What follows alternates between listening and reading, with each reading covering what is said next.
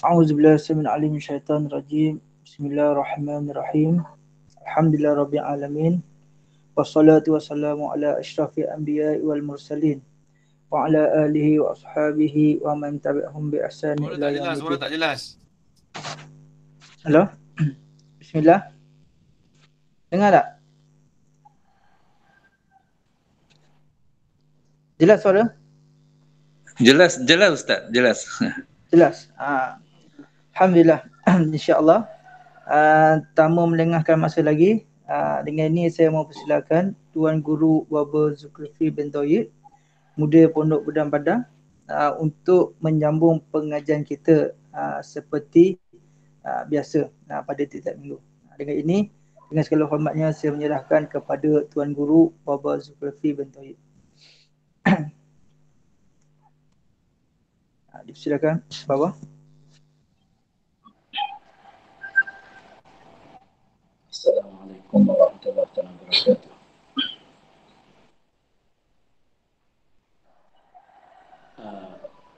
Dengar? Jelas.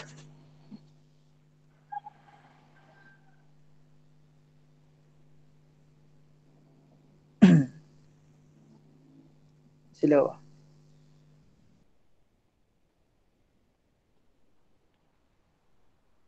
Dengar. Jelas awak.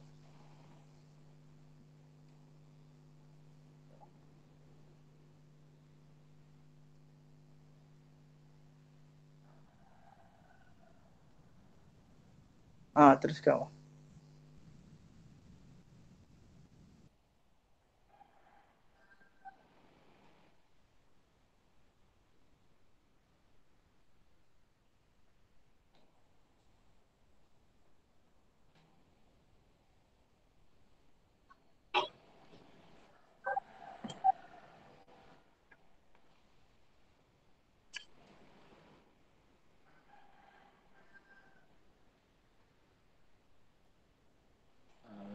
Dengar. Dengar.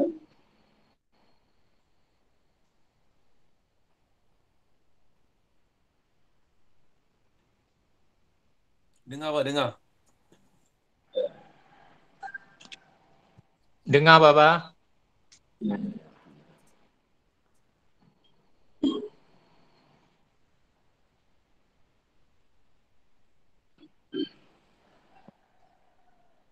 Bismillahirrahmanirrahim. Alhamdulillahirabbil alamin wassalatu wassalamu ala asyrafil anbiya'i wal mursalin wa ala alihi wa sahbihi ajma'in. Subhanaka la ilma lana illa ma 'allamtana innaka antal alimul hakim. Wa tub 'alaina innaka antat tawwabur rahim. Rabbi zidni ilman nafi'an warhamni mustaqima wa hidayatan nasuha. La hawla wa la quwwata illa billahi al-'aliyyil 'azim. اللهم ألهمنا علما نعرف به وأمرك ونعرف ونسك ما تنفعنا وإلهام الملائكة المقربين نسنا من سلامات الرحمن وافتح لنا أبواب رحمتك وعلمنا أسرار Tak ada suara.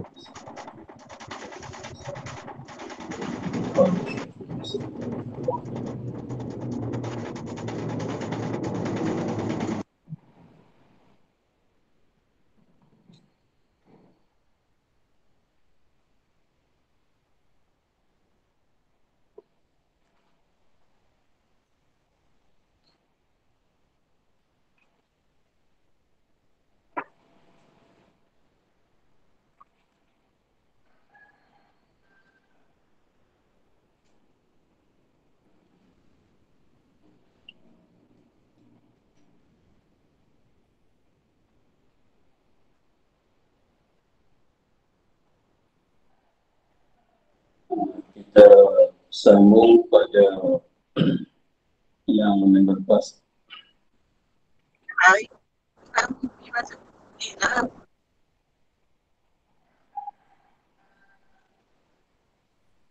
Assalamualaikum kembali.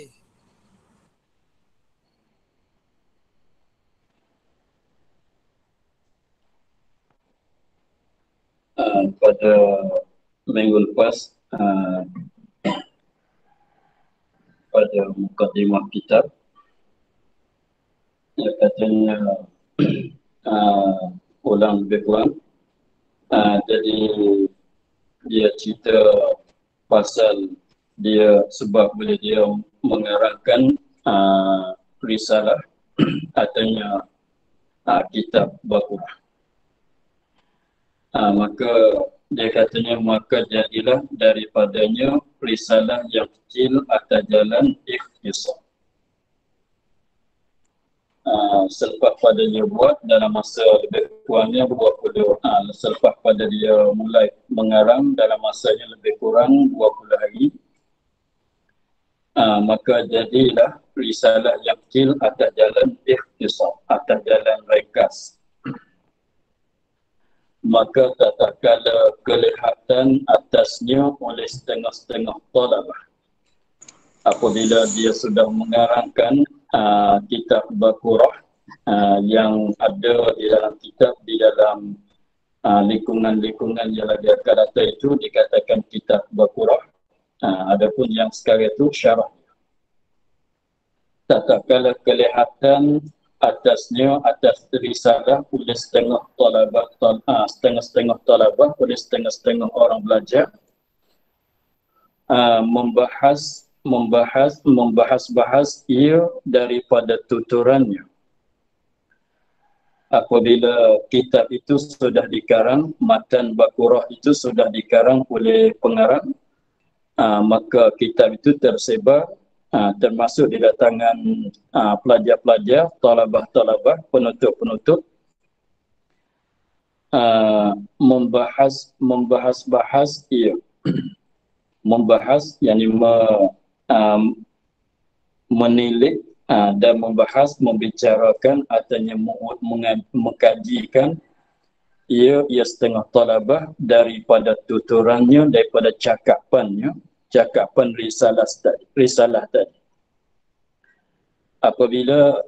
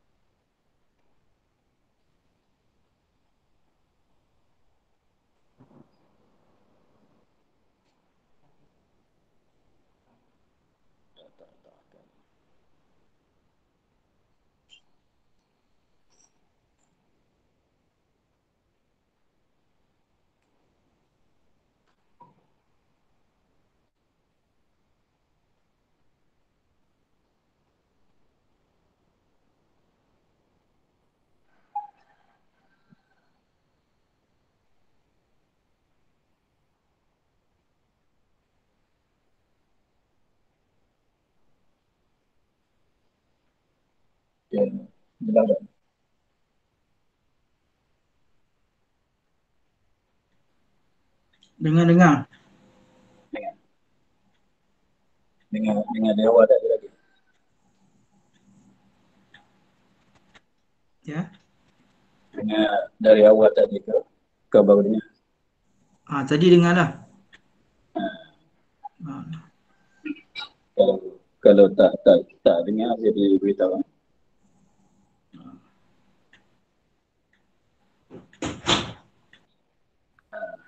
Sekarang dah boleh Ustaz, boleh dengar. Sekarang dah boleh dengar. Ya.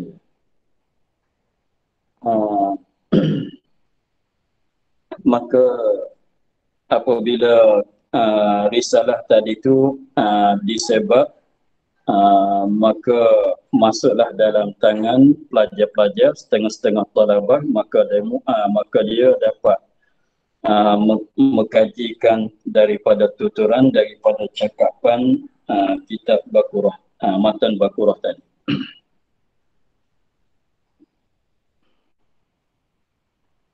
Maka datanglah atasnya, atas risalah i'tirad.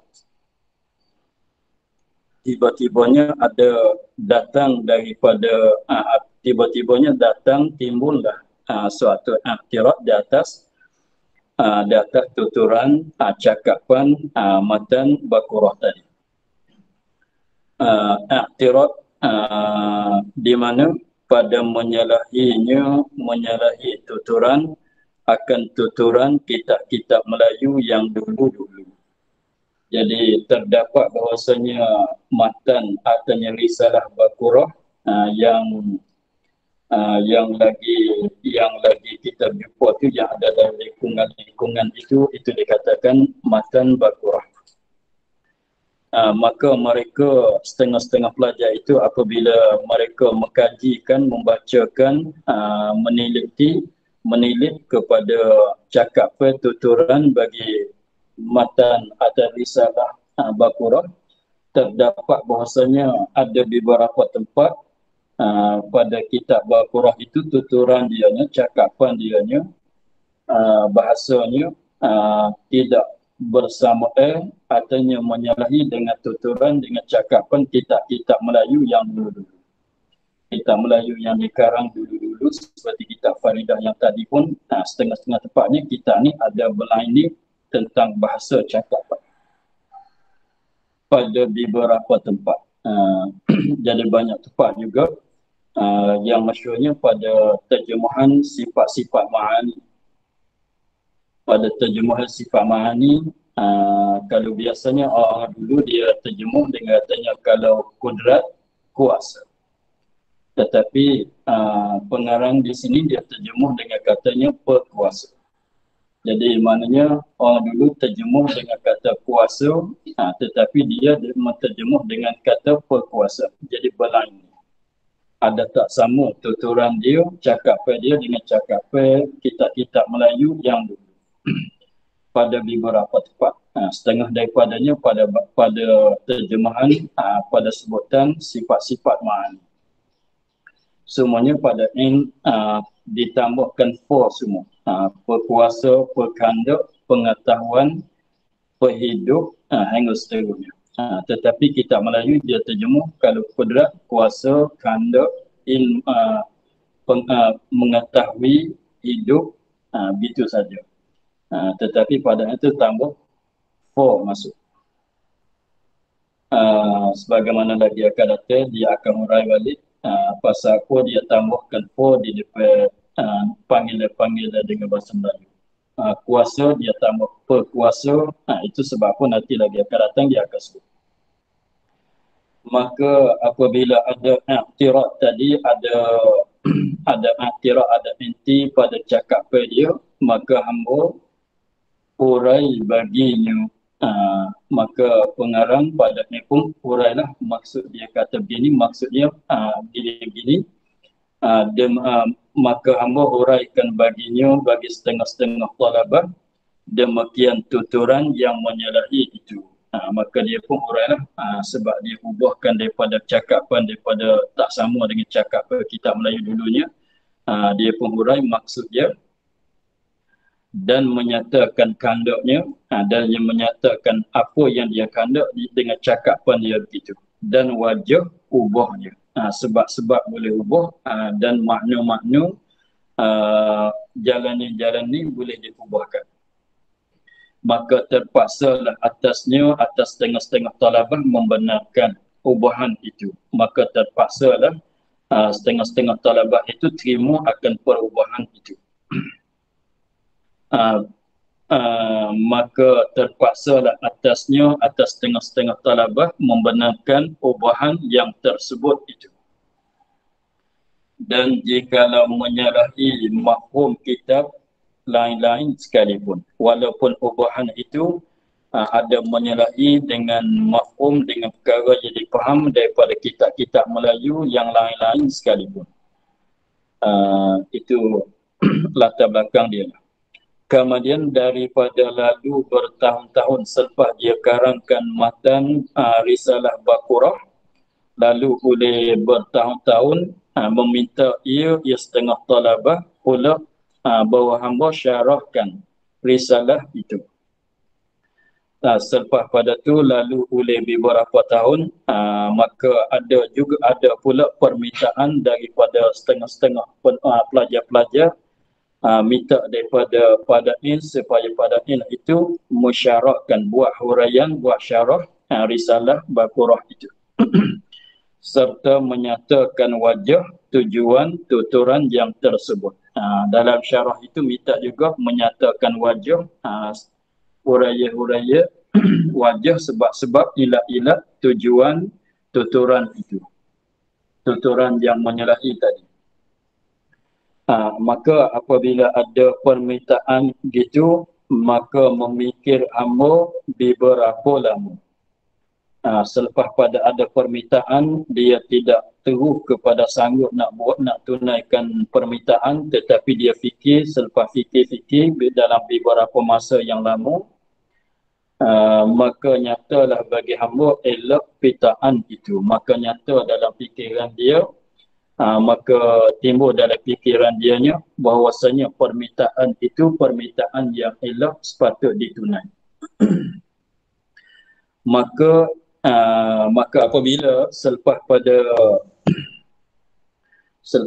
nampak elok permintaan itu sepatut ditunai, maka berubut-ubut hamba akan peluang dengan menatahkan ibarat risalah itu. Maka merubut-ubut hamba akan peluang. Yani ambil masa peluang, dengan sebab dia tu sibuk dengan mengajar pada masa dia duduk di muka, masa program dia dah penuh, tetapi dia ambil juga masa peluang, masa kosong untuk nak buatkan syarah itu. Tapi cara dia buat syarahnya, maka merubut-rubut hamba akan peluang, maknanya cari masa luang, ambil peluang dengan menatahkan ibarat itu. Dengan menatahkan ibarat itu. Menatah itu maknanya masuk di tengah-tengah. Masukkan syarah di tengah cakapan. Tengoklah sebagaimana lagi akan datang kita nyata. Jadi maknanya di dalam lingkungan-lingkungan itu, kalau kita bahasa Melayu, ada lingkungan, di dalam lingkungan itu matan bakurah, yang duduk di antara lingkungan-lingkungan itulah dipanggil katanya yang ditatahkan. Diisi masuk kat celah-celah. Diisi masuk kat celah-celah, kat tengah-tengah, cakap kitab bakurah. Itu cara yang dia buat syarah. Cara ulama-ulama dulu buat syarah akan kitab tu berbagai-bagai syarah.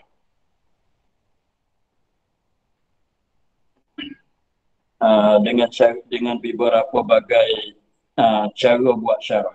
Setengahnya sebut kataan matan semua, lepas tu dihuraikan dengan sekaligus. Setengahnya buat dengan secara begini.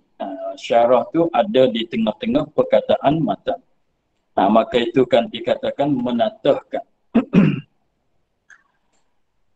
Bahasa Arab panggil ikham. Dengan menatahkan ibarat risalah itu dengan macam-macam tafsir, dengan macam-macam, dengan berbagai-bagai tafsir, huraian-huraian, dengan berbagai kenyataan yang ditetapkan diakan tafsir. Dengan macam-macam, dengan beberapa cara-cara lah huraian dia menyatakan akan huraian yang ada pada matan itu. Dengan surahan yang jilah, dengan surahan, dengan huraian yang jilah, yang nyata. Jadi syarah dia asal itu dengan surahan, dengan huraian yang jilah, yang nyata, yang jelas, yang menjelaskan hati ampunya faham. Yang menjelaskan hati-hati ampunya faham. Jadi surahan artinya huraian, syarah ianya agaknya syarahan itu menjelaskan, menjelaskan kepada hati-hati orang yang tengok, orang yang baca, orang yang belajar, yang mempunyai faham atas qadar pendapat hamba, atas qadar pendapat hamba. Jadi huraian dia pun sekadar apa yang pendapatan dia saja. Supaya panjang, jadi ini kembali pada tadi tujuan dia sanggup nak buatkan syarah bagi risalah, tunaikan permintaan tujuan dianya supaya panjang diambil bunuh dengan risalah itu, supaya jadi berpanjangan, supaya jadi berpanjangan, munafaat, ambil bunuh, ambil berfaedah, boleh buat belajar, boleh buat mengaji dengan risalah itu. Dengan sekiranya kalau semata-mata risalah matan bakurah saja, barangkalinya orang tertentu saja dapat belajar, setengah tu tak dapat belajar. Tetapi kalau dibuatkan sebagai jadi syarah pula, barangkalinya ramai orang yang dapat belajar dan dapat belajar dengan dia, dapat berguna dengan syarah itu atas jalan berpanjangan dan meratainya, dan dan meratai, dengan sekarang meratai semuanya, boleh belajar, boleh belajar, boleh buat mengaji dengan dia. Maka apabila sudah buat syarah, maka hamba namakan dia akan syarah tadi. Memanglah setiap perkara tu nak bagi hebatnya mesti diletakkan nama. Setiap perkara untuk nak jadi hebat dia ni, nak bagi jadi ada hargaan dia ni, mesti diletakkan nama. Maka di sini pun syarah tadi tu dia letakkan nama. Maka hamba namakan dia akan syarah dengan nama kata Tabsiratul Adani bi alhani bakuratil amani. Itu nama syarah, nama kitab yang kita nak belajar. Jadi pendeknya yang kita terkenal kitab ni, nama katanya kita terkenal dalam kalangan kita, kitab ni kitab Bakurah. Tetapi yang sebenarnya kalau panggil katanya kitab Bakurah itu ialah risalah yang tadi. Risalah tadi itu yang ada dalam lingkungan dalam kitab Jawi itu, itulah kata kitab Bakurah. Adapun kitab yang sebuah kitab yang kita belajar hari ini itu ialah syarah. Nama dianya Tabsiratul Adani. Jadi matan risalah tu Bakurah, syarah namanya Tabsiratul Adani. Terjemuh nama dia ni, arti Tabsiratul Adani memperlatas bagi orang-orang lekeh, mana orang yang rendah pada pengetahuan. Memperlatas, menjelas bagi orang-orang yang lekeh, orang yang rendah pada pengetahuan, mendapati akan tegakkan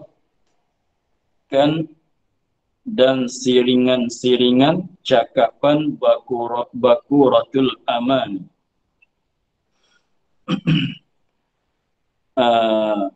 Mendapat mana dapat faham, dapat mengertikan, dapat faham akan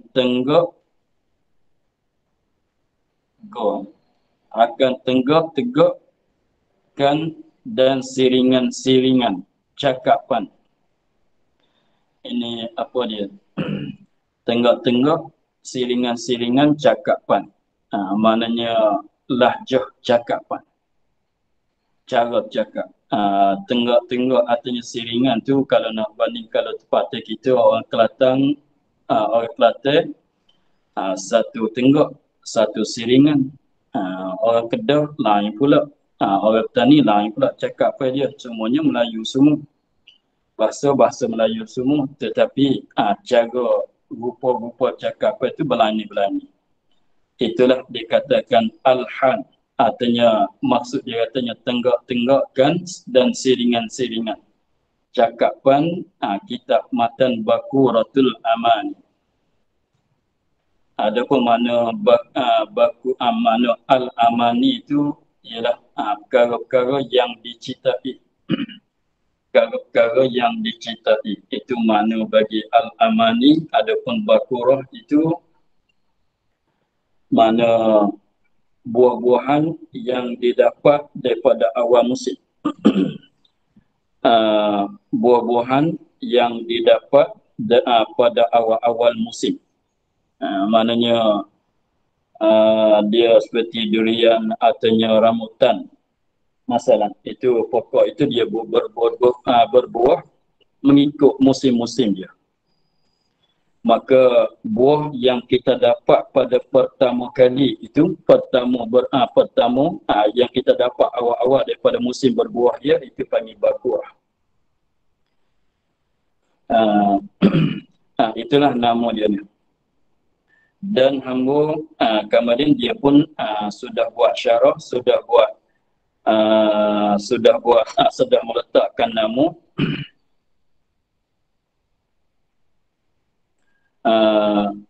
Dia katanya dan hamba memohonkan Tuhan bahawa membukakan dengan dia akan mata-mata hati yang terpejam dengan lalai dan dengan lalai daripada perhati aktibar dengan insaf pada simpanan-simpanan aqaid agama yang dilipat-lipat di dalam lipatan-lipatan siniran cakapan ahlinya.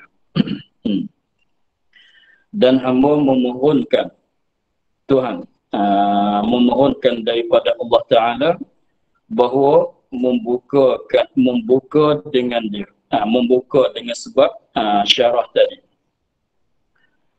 Membukakan mata hati, membukakan mata hati, memberi faham, memberi reti, itu maksud membuka, memberi faham, memberi retikan dengan sebab syarah tadi, dengan sebab syarah tadi akan mata-mata hati yang terpejam.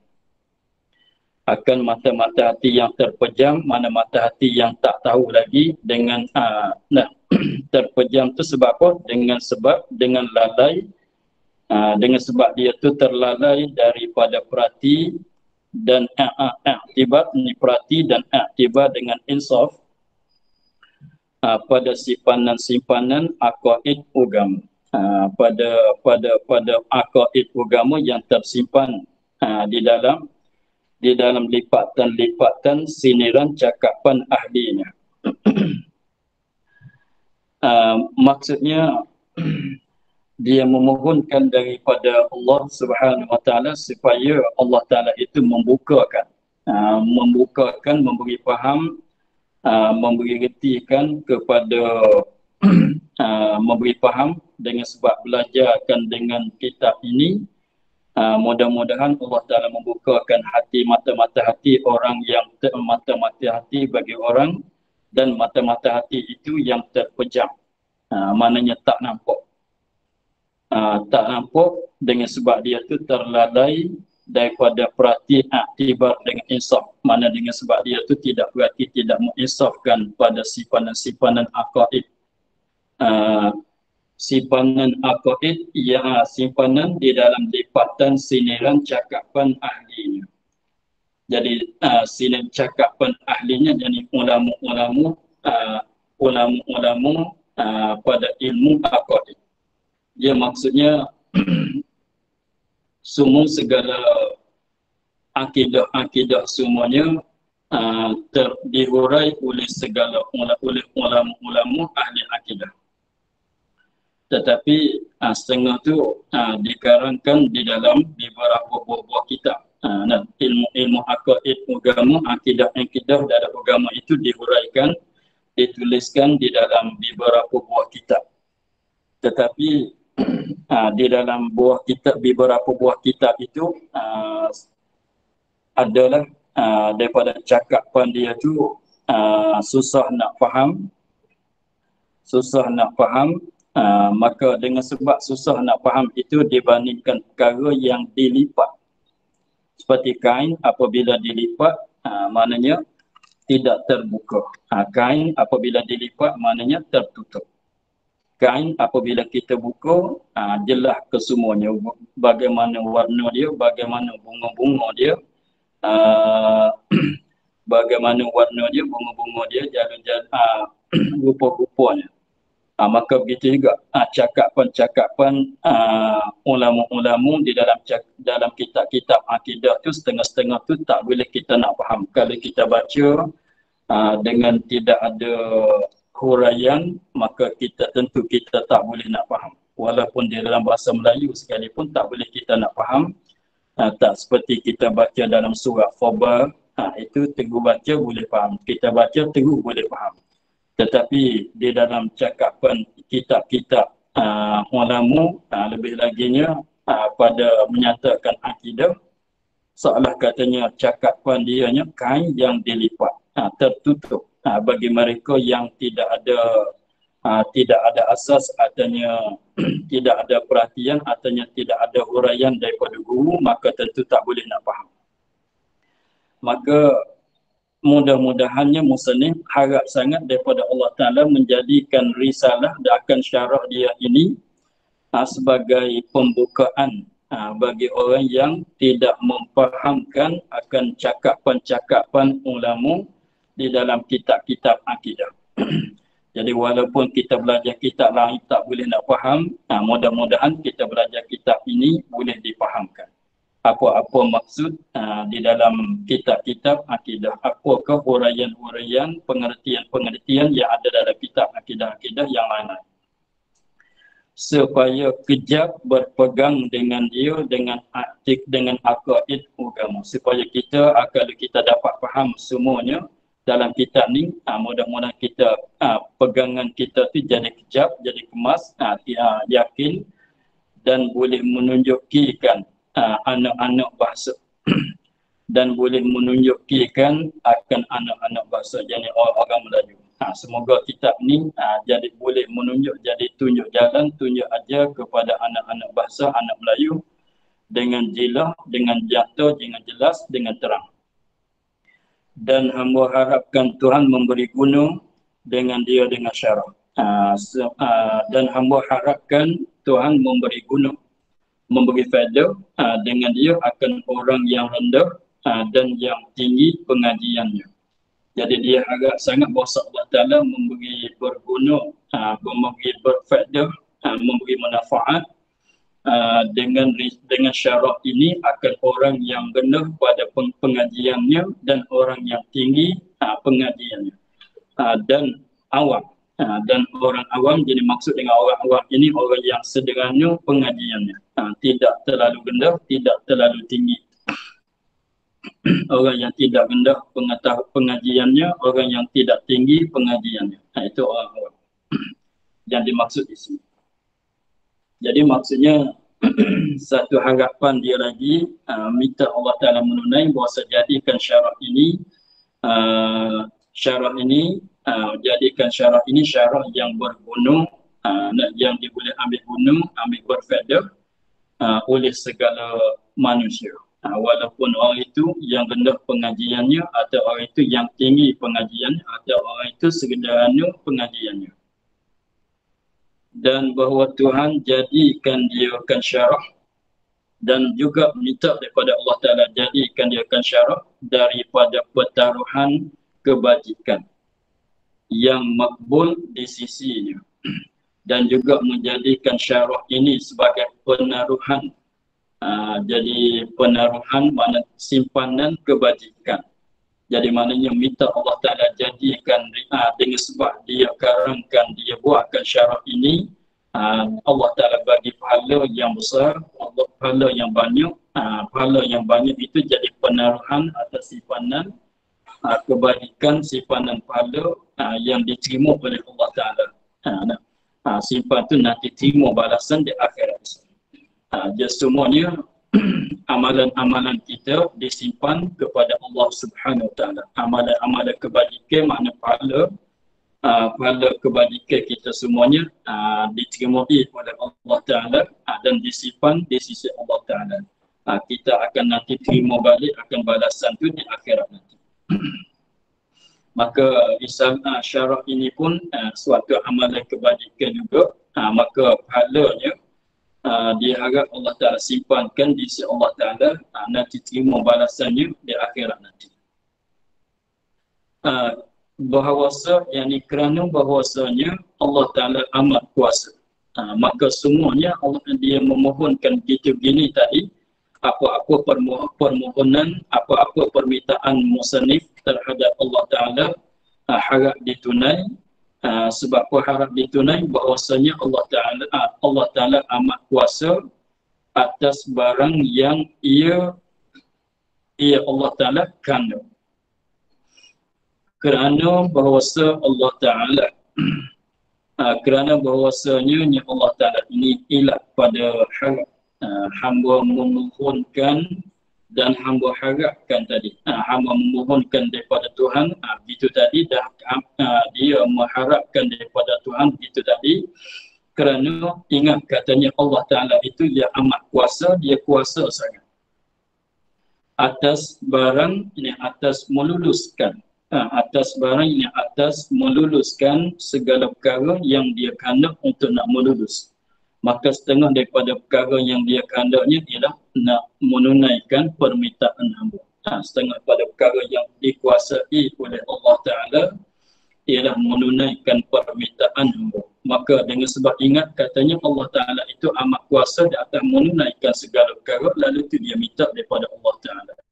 Dengan maknanya kita, kalau kita ingat bahawasanya siapa-siapa saja yang tak kuasa nak menunaikan hajat kita, tak kuasa nak menunaikan harapan kita, tak kuasa nak menunaikan permohonan kita, tidak berfaedah kita minta daripadanya. Tidak berfaedah. Tetapi dia ingat katanya Allah Ta'ala amat kuasa untuk menunaikan hajat kehendak permohonan, lalu itu dia minta daripada Allah Ta'ala. Jadi maksud mudah katanya minta kepada yang boleh muspenuhkan hajat. Jadi maknanya ingat kata Allah Ta'ala boleh muspenuhkan hajat, lalu itu dia minta kepada Allah. Dia tak minta daripada yang lain, sebab ingat katanya yang lain itu tidak boleh muspenuhkan hajat, tak boleh menunaikan permohonan.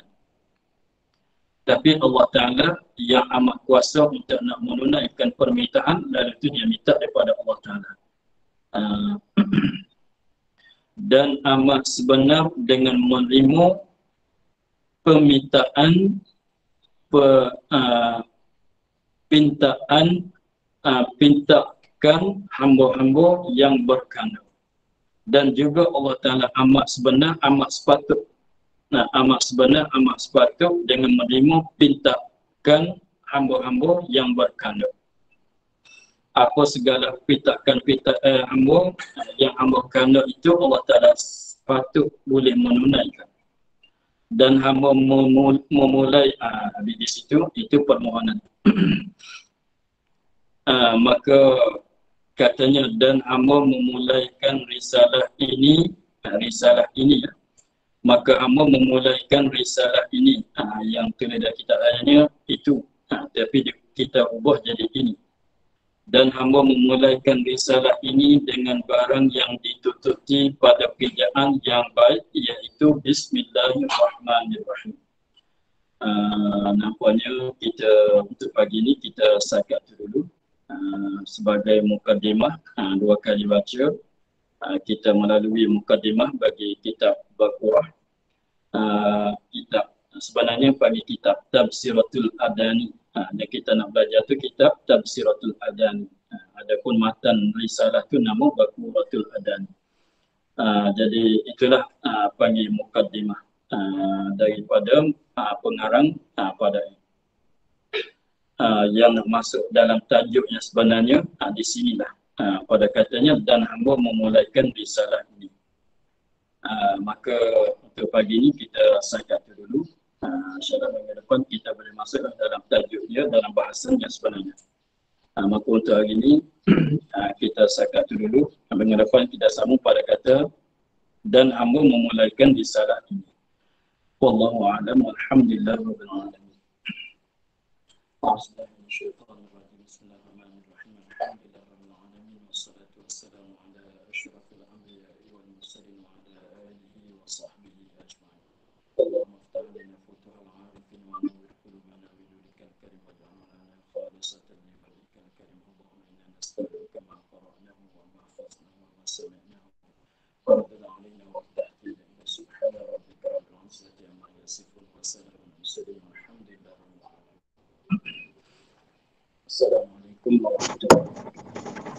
Waalaikumsalam warahmatullahi wabarakatuh.